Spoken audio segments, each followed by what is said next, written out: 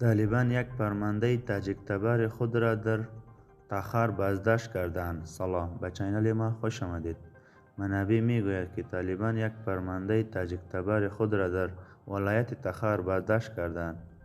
منابع محلی در ولایت تخار به روزنامه 8 صبح میگوید که طالبان پشتون تبار یک فرمانده تاجیک تبار طالب به نام مولوی عزیزالله در ولایت تخار بازداشت کرده اند. به گفته منابع این رویداد روز گذشته دوشنبه 20 سرطان در روستای گذرستان اولسوالی کلفتگان این ولایت رخ داده است.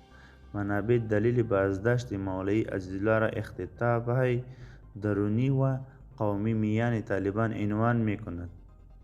گفتنی است که در این اواخر اختلافات میان طالبان پشتون تبار، تاجیک تبار و ازبک تبار در ولایت تخار بیشتر شده است. 2 روز قبل نیز دو فرمانده پشتون تبار و ازبک تبار طالبان در اولسوالی خواجه بهاءالدین تخار با هم درگیر شده است که از اثر آن 2 کشته و 6 تن دیگر زخم برداشت.